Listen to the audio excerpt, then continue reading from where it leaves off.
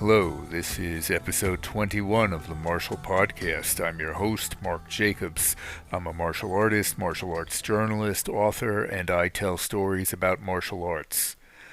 Again, it's been a long break since I've recorded an episode of the podcast. Lost my voice for a while, but I'm back now, and we should have several episodes upcoming in the next few weeks.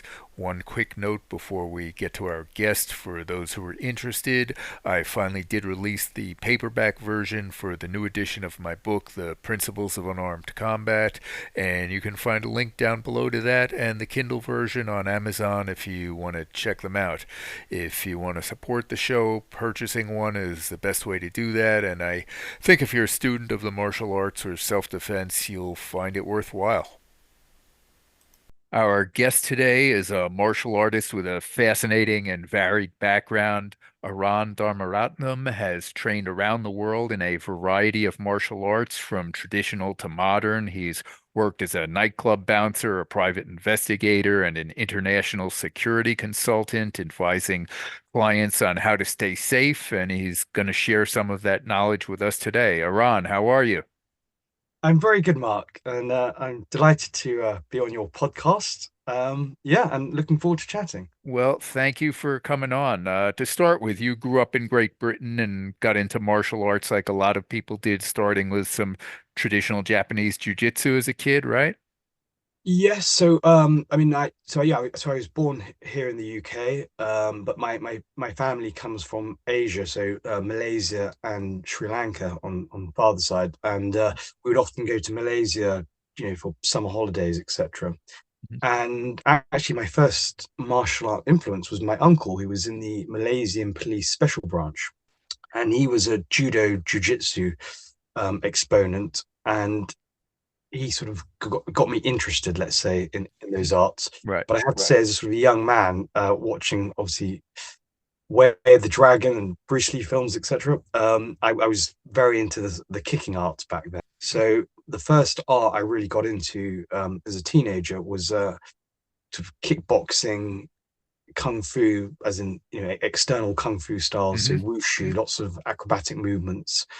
Um, and then gradually, as the years went by, my art became a lot more close quarter and more grounded, I can say. Yeah, I think you told me you eventually started working as a nightclub bouncer in some of the rougher clubs in northern England, correct? And not Yes. you're not a huge guy, I don't think, so you started working with the other bouncers on various martial arts they were using, things like boxing and Muay Thai. I think you told me you guys Yes. used to just meet in a gym. This is like early mid 90s, right around the time the UFC was starting, and you'd all go at it a little bit, freestyle, kind of like what you were seeing in the UFC back then. Yes, it was fun because I mean I joined this club. So I went to university in a city called Sheffield, which is known as the Steel City because it's got a kind of a tough edge to it. And I got into a jiu-jitsu club that was run by these two very sort of larger than life senseis. One had been in the army, and he was very good at the sort of jiu-jitsu and aikijitsu, and also taijutsu. And the other was a very good, we'd call him a knockout merchant because he had very good fists. He Hmm. was the son of a bare knuckle boxer, and he was a phenomenal judoka as well. So he was excellent throws, and he ran a door agency, so providing bouncers or door supervisors, they call them now, for these various clubs. And I think he quite liked the idea of having a sort of, someone he considered well spoken and polite at some of the sort of nicer places. So I started out, he gave me sort of a light start at a kind of nice wine bar. And it was probably the right thing to start like that. And then you learn what works under pressure. A lot of it's actually de-escalation. Right. You're talking people out of doing stupid things or trying to do bad things to you. So you learn, about using dialogue, de-escalation. Yeah. So I was using jujitsu, and the instructors were basically built like Tank Abbott. So, and we had a lot of sort of quite tough guys, all kind of hard weight training guys who were sort of, the average weight was probably about 16 stone, 18 stone, so over 200 pounds. Hmm. And it was good. It was a good environment to test out what worked. and a lot of our kind of sparring sessions back then, it was like watching the early UFCs, if that makes sense. Yeah. So no one had the sort of the master level grappling of the Gracies, but I mean, I was watching them and learning as much as I could, but still, some good ground knowledge, and they would do sort of live sparring, and it would be full contact. Right. So all those fancy kicks.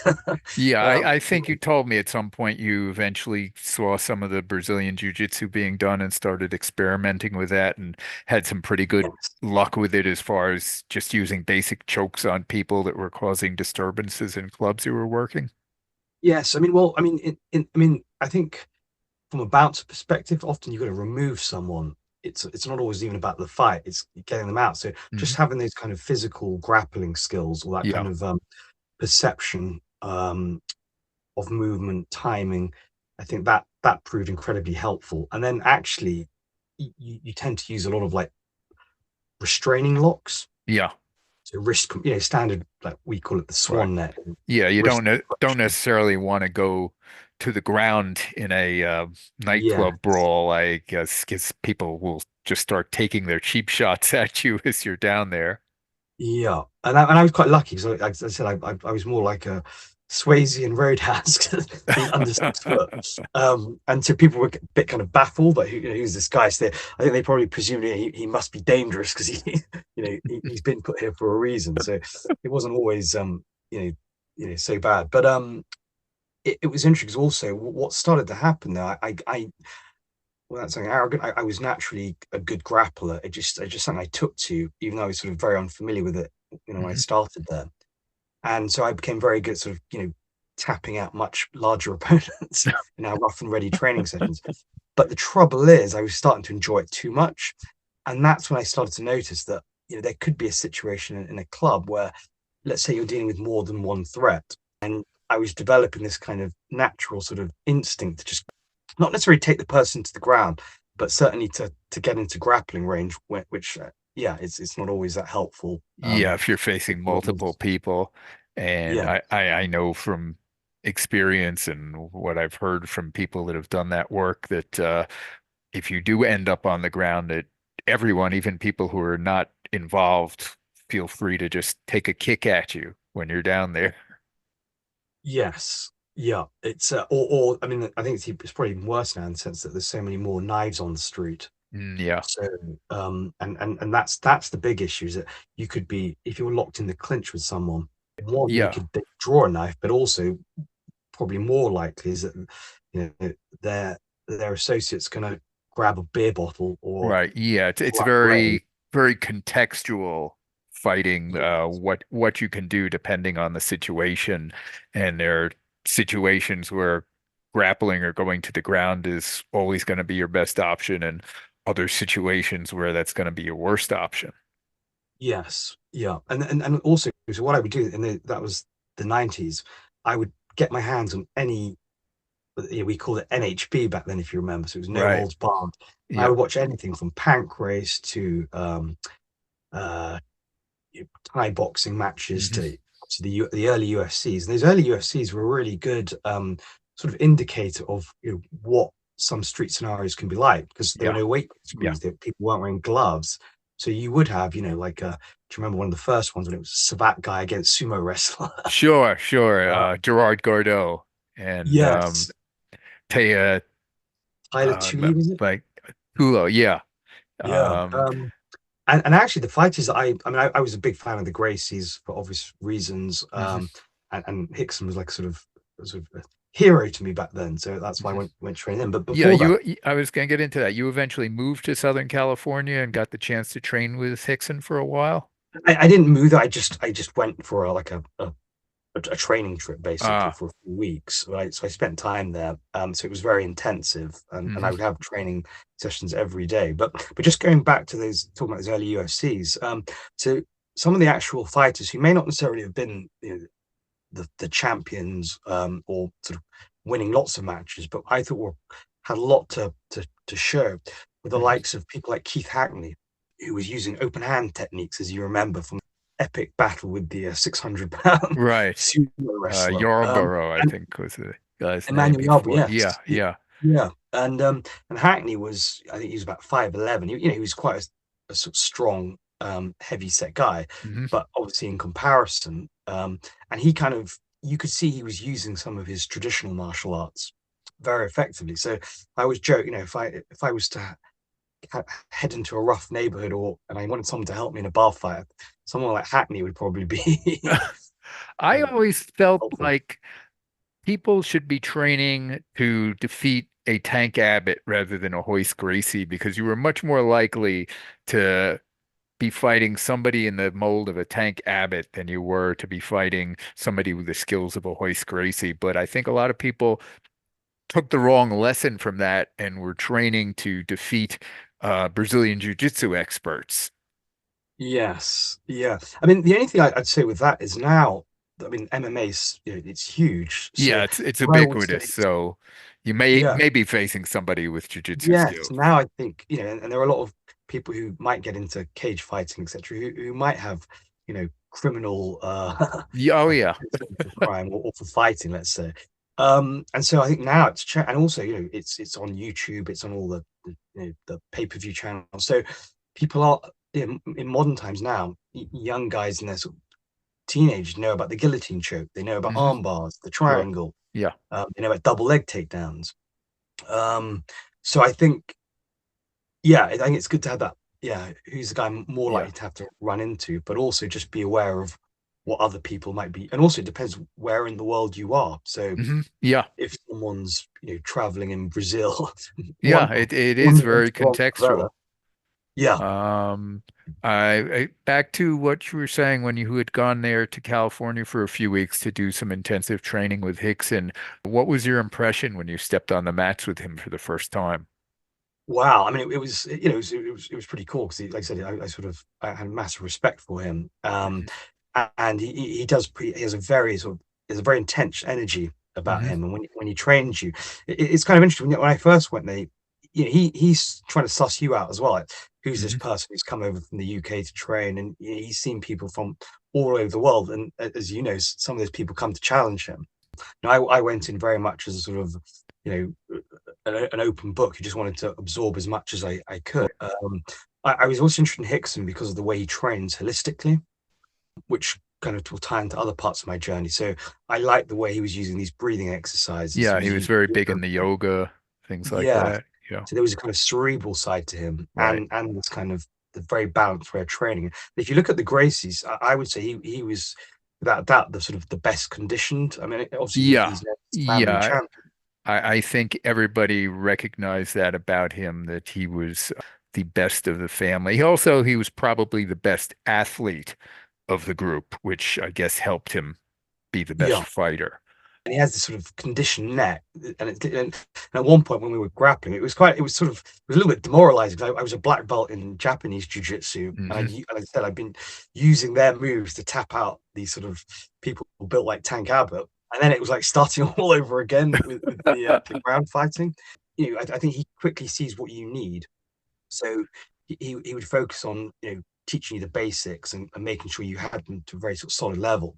But I Right. remember at one point he sort of deliberately turned his back, Yes. to let me apply the choke, and I was like, I got him. This is going to be a good story to tell my mates. But And he he reversed you obviously instantly, punched my right? neck, and it didn't. My choke wasn't working.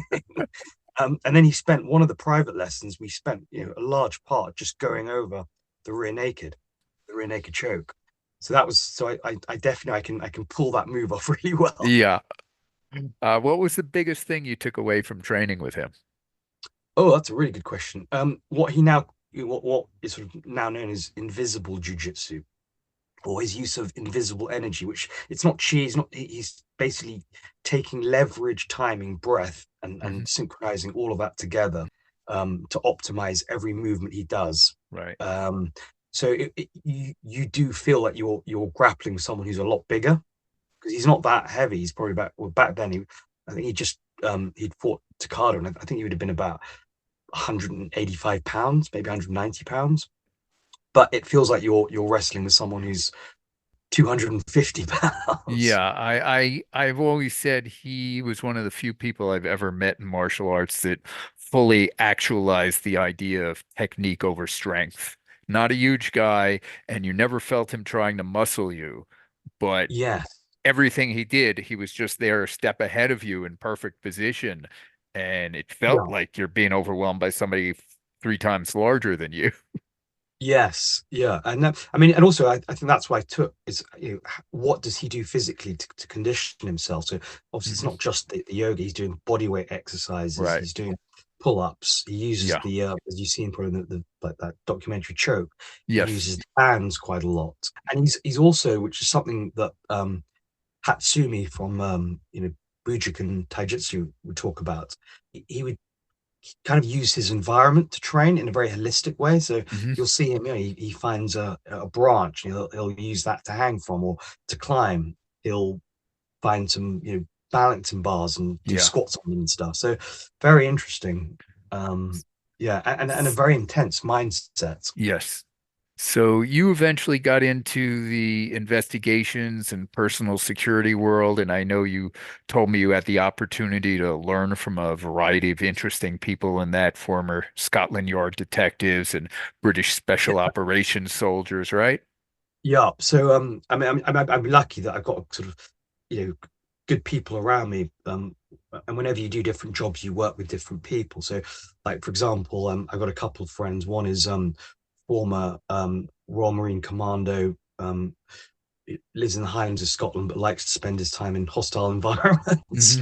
Hmm. Another friend is a former SBS operative, and also did their hand-to-hand combat training. So him Hmm. and I have had many a discussed, talking about things like Fairbairn and Sykes and Yeah. palm strikes and low-level kicks. And he you could see he's someone who takes that aspect really serious. So if I was going into a dangerous situation, those are the kind of people I would actually have watching my back.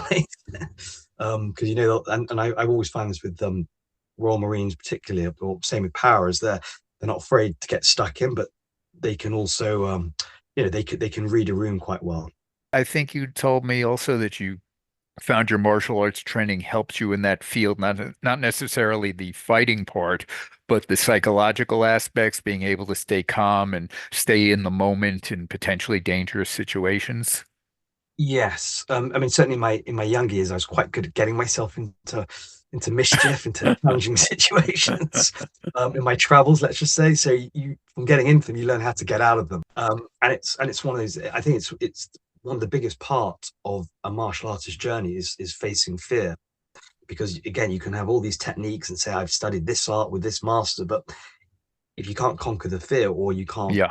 work with it, then you're in a bad place. And I think there were sort of very kind of landmark moments in my life where I've had to face fear, and that really shaped the next part of my martial arts journey. So for example, when I was in my early 20s, we were visiting family members in Malaysia, in Kuala Lumpur, and the house got raided by bandits armed with machetes and Hmm. and a pistol. And actually, in that situation, it was my experience of in criminology and working as a bouncer, of going, okay, we're not going to try and do any heroics with these guys. We're just going to keep calm, and they're going to take jewelry, etc. That's fine, because there were young children around, and even Hmm. if I had to go and do something, it would have had to been something very ugly, if that makes sense. Yeah. And those children would have grown up sort of seeing that. So luckily, de-escalation proved very valuable. But that was interesting, because when you're in a situation where you're protecting your family, as in your lots of family members, you develop a kind of protective instinct. So in a weird kind of way, that was probably a situation where fear kind of got pushed to the background. But there have been other situations where suddenly, like in an investigation, where the people you're doing the investigating suddenly, can get a bit intense, and you've got to make a quick exit. Sometimes adrenaline will certainly kick in. Yeah, I think you told me about it's a very fine line with something like that kind of excitement or adrenaline, that there are times you need to summon it and other times you need to push it down. Yes, yeah. So Yeah. when I train people, I use the five element principles, which goes back to old Vedic times, but it's Hmm. obviously talked about in the Japanese arts. Miyamoto Musashi would talk about the five elements as Right. strategies. So Hmm. we've got earth, water, fire, air, and space. Now, Earth, think about your policeman who's got to arrest someone, restrain them. He's got to hold ground. He's got to be authoritative. So that would be a kind of Earth-like approach. Water, go with the flow. Try not even to get into the fight. Move around the threat. Be relaxed. Very Taoist. And then fire would be more like your kind of, or how I would see fire would be closing in with explosive fast strike or takedowns. Think like a early Vitor Belfort days. That would be the sort of fire approach, which again you're then kind of overriding fear by sort of tapping into it, I suppose. And then air, which is I would say that's sort of the strategy of the shinobi. It's just I'm not there, I Hmm. disappear. And then obviously the fifth element, space. That's how do I use the moment? What does the moment present me that I can use in that situation? And that's probably been one of the most helpful. You did have a few clients that were around the world that you have worked with in different locations, or Yeah, there's been a few things overseas, but mainly with my clients, it's more within the UK. but it's something that I think you had said works well in either case is the being able to blend in with your surroundings, Ah, looking natural yes, in where you're at. yeah, yes. That's again, that's a really big part of what we do on the investigation side. So, the jobs, the kind of the projects that come my way tend to be I'll be helping on perhaps a surveillance role. So again, being the grey man and being able to blend in. Well, I have to say because I sport the Vin Diesel hairstyle. I you know, actually to be really good at blending in, it does help if you don't have kind of distinct haircuts or you know you've got to kind of be sort of like an extra on a film set. If that Mhm. makes sense. It also has to do with your attitude. I think what you said, the energy that you project. Yes, yeah, you've got to become very comfortable within the environment, and that actually doesn't mean you have to kind of you don't want to necessarily look like the highly switched on operative Right. You because lived that in that Russia for a while, and you told me being of Malaysian descent, you weren't going to blend in and look like a native there. So you yeah had, so yeah um so that was in 2004 when we weren't where we are now with Russia. So it was 2004. Actually, relations were pretty good then because I think it was after 9/11. We both nations had a sort of a terrorism problem. Mhm.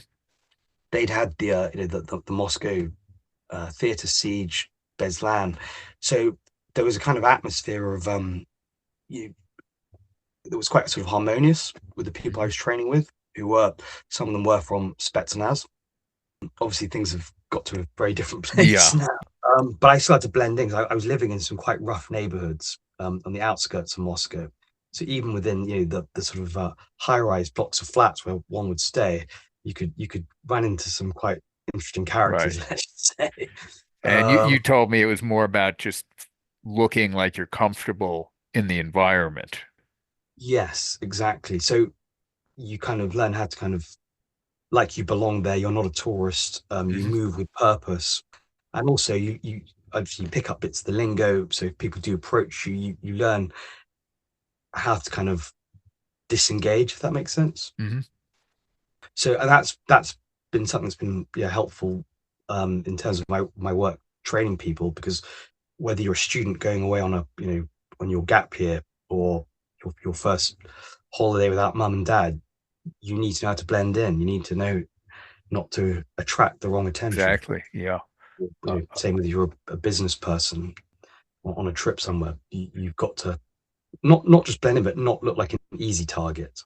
Now you've trained in a number of different martial arts in different countries, Salat in Malaysia, the Sistema style in Russia. Does it differ training in a martial art in its native land versus learning it in your own country? I mean, I'm not. I would say it definitely adds to the experience training in the native land, and obviously you have more access to different teachers. So when I was in Russia in 2004, I lived there for a year. Mhm. My role was to research different methods of what they call rukopashny boy, which is hand-to-hand combat. And I was also trying to investigate anything to do with healing methods, different forms of exercise, different Hmm. forms of tactical training. But the art that I already trained before with Vladimir Vasiliev in Canada, it was Systema. And Right. then when I went to Moscow, I trained with the late Polkovnik Mikhail Ryabko, who Hmm. was sort of both I'd say to this day phenomenal martial art masters with fighting skills genuinely on another level. So through those interactions, I got to meet obviously lots of interesting people with backgrounds in close protection or different areas of security. Some were still actually active in different operational Hmm. units.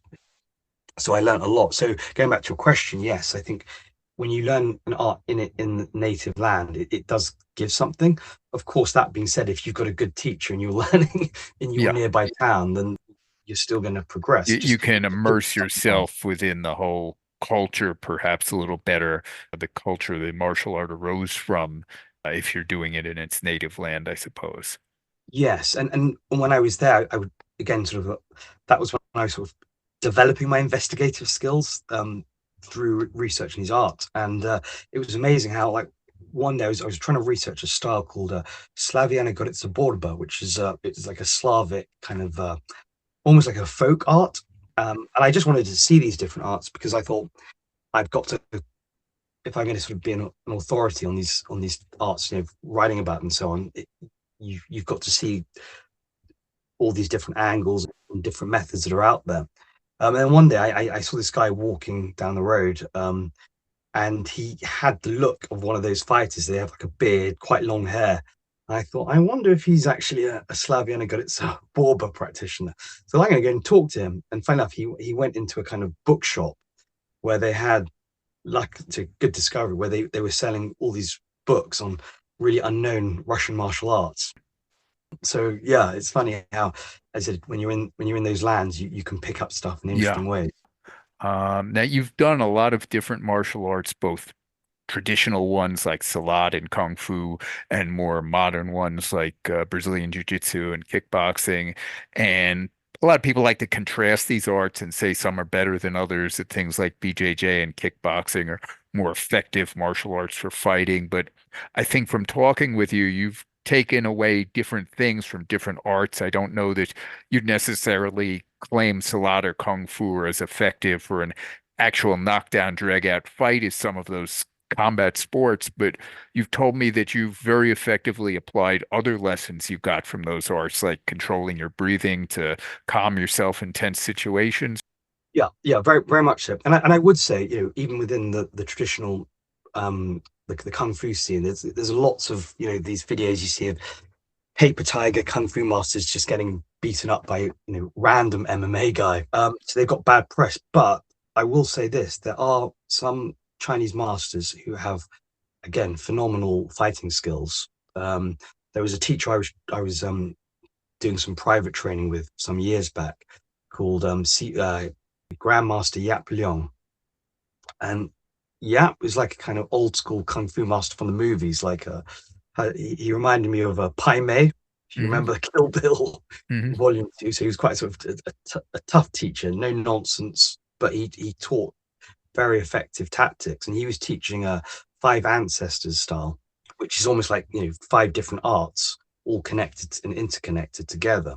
And his fighting skills were very high level, and it was ideal for very very close quarter tactics, and it was practical. It's sort of very fast hand techniques, low level kicks. It's just people can make these arts work if they apply them and they train with they pressure test.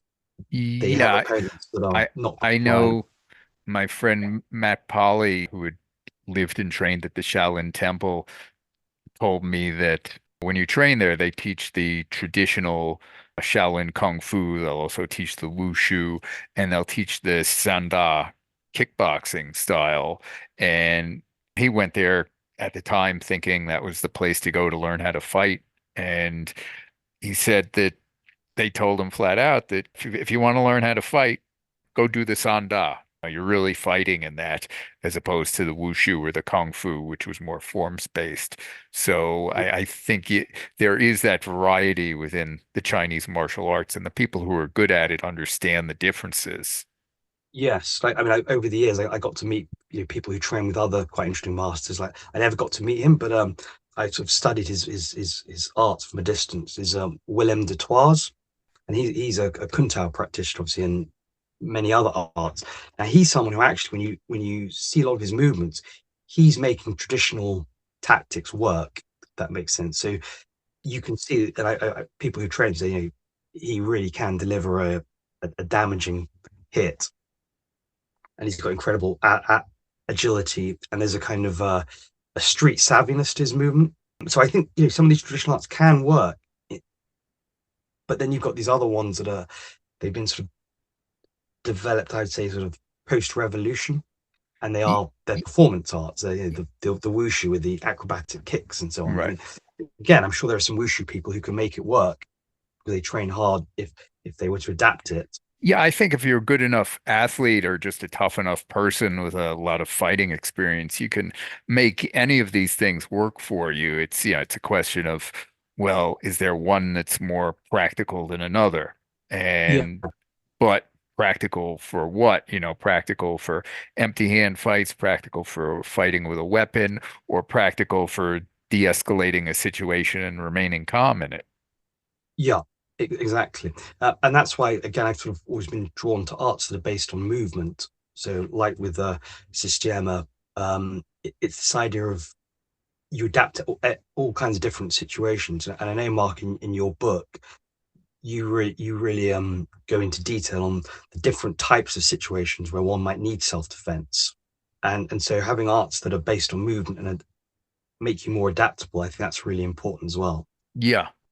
So I know one area that you've paid a lot of attention to because you're based in the United Kingdom is knife violence. The UK has strict gun laws, so you don't have the problem with gun crime that the United States does, but instead you do see a fair number of knife attacks over there, don't you? Yes, yeah, blades really are a problem here. I mean, the UK's got all kinds of dramas it's facing right now. Mhm. It's we're I don't think we're quite in the best of places. I might say that. And yeah, so knife crime is certainly one of them, and Right, it's the muggers, it's just random knife right. attacks. And that's true of a lot of places around the world, isn't it? That guns are harder to obtain, but bladed weapons are somewhat common. Yes, so the knives are very accessible here. Obviously, they're easy to conceal. Um, Mhm. they also, I think, they carry a different kind of intensity in some ways. And particularly now when you see some of the blades that are being used, like these zombie knives, they've What got, is a zombie knife? so they got the kind of the serrated edge. Yeah, Right. I know what you're talking about. Yeah, a lot of yeah. people are carrying those there. Well, it's one of the knives that gangs use, and Hmm. and same with machetes. Machetes get used quite a lot. So again, if people who do practice edge weapon survival, it's really important to practice with training blades, with blades Right. of all sizes. Right. Um, because yeah, it's very different from handling a situation when someone's got small, like a box cutter. Right. I know when I typically hear martial artists talk about learning knife fighting, I sometimes roll my eyes because, first of all, a knife fight implies to me that people are fighting with knives against knives, which is not that common, I don't think, even in the UK. And it's also something that the people teaching it have never done, have never seen it done for real. And for the most Yeah, part, they were taught by people who've never seen this done. But that kind of situation where both people have a knife in their hand and are fighting with them is more of a duel than a self-defense situation, I would say. And what we're talking about here is how to protect yourself when someone is looking to attack you with a knife and you, at least initially, have nothing in your hands. And this is something you did personally experience on a couple of occasions working in clubs in the UK. yeah. I've definitely been on the obviously not been cut, which is probably more luck than anything. Hmm. So I've been lucky, but yeah, knives are a really hard thing to to teach edge weapon. I mean, I prefer to say edge weapon survival, which often, if that means running away or creating Yes. distance, then so be it. But going back to what you said about knife fighting, yes, I mean, who can say that they've got experience in knife fighting unless they're covered in scars? Yeah.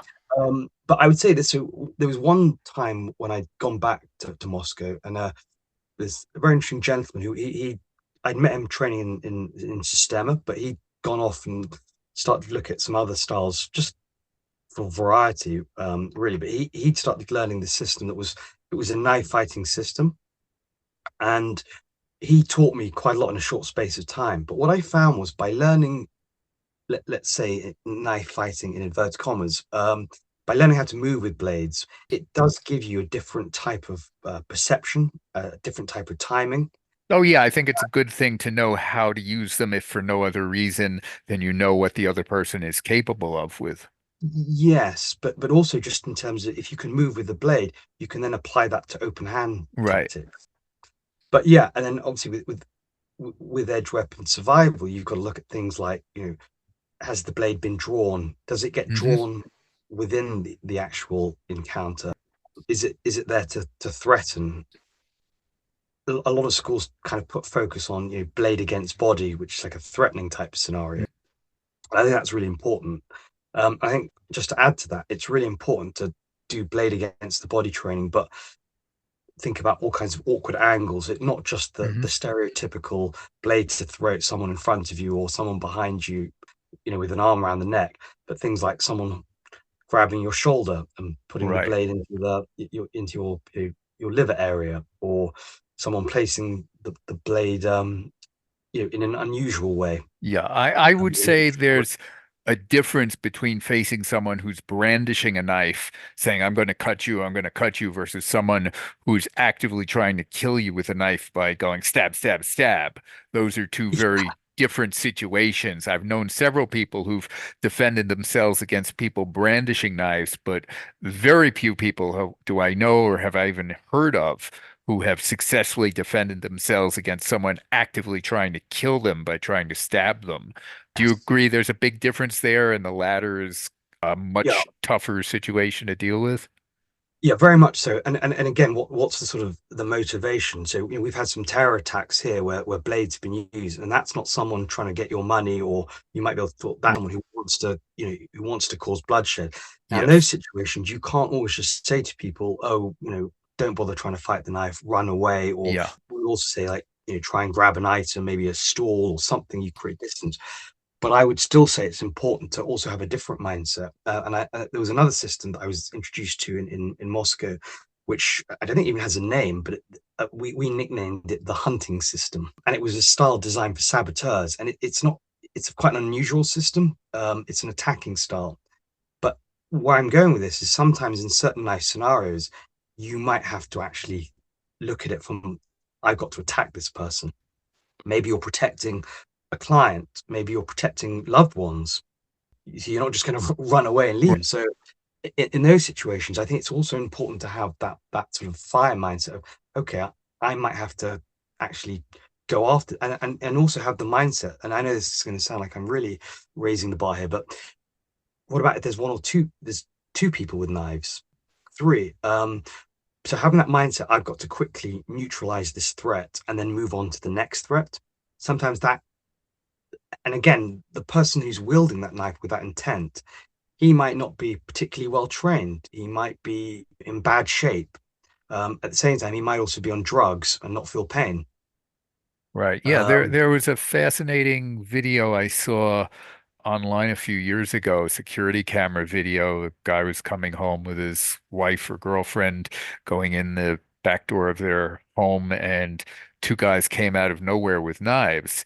And he shoved her in the house, but I guess he felt he couldn't get in time to lock the door before they got in. So he turned to face these guys out in the backyard, and he basically did the Karate Kid crane kick, jumped up in the air and threw a kick at these guys. And the first guy was so stunned by this, he sort of stumbled back and dropped his knife. Oh, and yeah, and the second guy, he seemed leery of trying to get anywhere near this guy who was just throwing these kind of karate type kicks at him. Wasn't hitting him, but just he didn't want to get close enough to use the knife. So that's an yeah, example of somebody who used what appeared to be more traditional martial art against two guys who had knives. And it worked for him. They took off and he went inside and didn't get cut. yeah. Well, yeah. There you go. I mean, interesting things can happen. I mean, and again, going back to this idea of keeping calm under pressure. I remember a student of mine who very nice guy who was a Savat instructor. He trained in Savat. He and he'd competed in Thai boxing. So a guy with practical fighting skills, and he'd done other arts like Krav Maga. And at the time, I was teaching him using more of the kind of the Systema approach of breathing movement. And he was in a supermarket, and a guy comes in to rob it, and the security guard sort of goes to approach the guy, and the guy pulls out a knife. And my student was then he just starts relaxing himself using the breathing techniques. The guy just panicked and ran. No one was hurt. Yeah, No again, one there's that difference between facing somebody who's brandishing a knife or is not fully committed to harming you versus somebody whose only intent is to come at you and jam the knife in you. Yeah, And with that guy, if you're facing multiple people like that, I think you're just flat in trouble if you can't get a weapon yourself. But against one guy, it seems to me, and never having done this, but having talked to people that have done this or have seen it done, that closing the distance, controlling the guy's knife arm, getting him on the ground, and pinning the knife arm down is probably your best bet. Well, would you agree with that, or do you think something different? again, I'm reluctant to answer only because I think again it really depends on the context of Sure. the person you're up against. So and again I can't say I've got the perfect solution. No one Yeah. can to edge And I weapons. was saying that in the person's already close and you can't get distance, you can't get your hand on a weapon quickly. So again, I would how I might answer that is by saying, depending on the person, the blade. One approach, I call it the tomahawk approach, Mhm. and I literally angle in on the person like I'm armed with tomahawks, and use very rapid strikes attacking the knife arm. Now, I'm not saying that's going to work in every situation, but it's a tactic that can in the right when it's trained in the right way. Right. Other situations, you might close in, wrap the arm, even perhaps disarm the blade itself.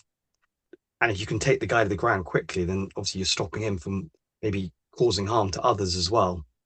Having said that, another approach might be just to keep distance and keep I would diving out of the way. I would think distance is always going to be your best, or almost always going to be your best bet. If the guy's not close enough to touch you with a knife, he can't cut you. So if you can get distance, maybe get your hand on a weapon with more range, like a chair, something to keep them away from you. But we're talking like in a worst case scenario when the person's already on top of you, you can't get the distance, you can't get a weapon out quickly enough. But probably your best bet is to just not let it get to that point where someone is close to you and actively trying to stab you. Yeah, I mean, it's funny. I recall having this exact conversation probably about over a year ago now with a friend of mine who sadly passed away this year called Simon Mann, and Mhm. Simon was an SAS officer who he became quite well known for his work in the private military sort of wild geese stuff Mhm. afterwards. But there had been an incident in London, and he was sort of asking me, what would you do in this situation? And he said that his natural instinct, and he was honest. He said that when he was serving with the SAS, it was very much he was taught to improvise and adapt and find a way to equalize in the situation. But he also said something I thought was quite interesting. He said the other way of obviously SAS Special Air Service, but he said it could also be seen to stand for speed, aggression, and surprise. I thought that was quite nice. And sometimes, so in that kind of situation where you are faced with that knife wielder at close proximity, I think sometimes you can also create these little edges like sudden shock tactics, distractions, use of voice, misdirection, going from being passive and compliant to suddenly going into barbarian mode. Yeah, that's certainly something that can work because people that are focused on attacking you and killing you, they're not thinking about you attacking and killing them. And when you can suddenly explode with aggression on them, it puts them back on their heels. It's a complete what they were trying to do to you. They're trying to hit you with so much aggression and speed and surprise that they stun you into insensibility. And Yeah, when you suddenly do it to them, you've just reversed it. And now they're stunned into insensibility. yeah, and someone who's kind of in that kind of rapid fire mode, they're kind of using a fast, repetitive motion. Sometimes there are ways to kind of find a few off switches, if that makes sense, and disrupt that kind of repetitive cycle of movement. And again, sometimes you can do that in a way that's very unexpected as well. That can obviously What help would shut them what would down. be an example of that? So if you've got a scenario where someone's got the knife, they could even be sort of slashing with it. So again, that'd be very hard to deflect or block because it's fast. But a sudden, very quick low blow to the knee, it's not as people think it's really easy to break a knee. It's actually not. I think some arts put too much trust in the Yeah. cycling to the knee. It's going to, but what it does do, it creates like a glitch in the matrix, Hmm. and it jolts the person just for that split second. Might allow you to then close in and Right. neutralize Well, that's the what knife arm. Hoist did in all of those early UFCs. If you watch any of his first few Yes, fights, the very first thing he always did was throw a low side kick to the knee. Most of the time, I don't think it even landed, but it got the person to freeze for a second and think about getting kicked in their lower body, and he was able to charge in and get the clinch. yes, exactly. And Yeah. and Hickson used to do the same. Mhm. I mean, bear in mind when he was using that tactic, he was obviously in his gi and he was bare feet. So imagine they're wearing boots.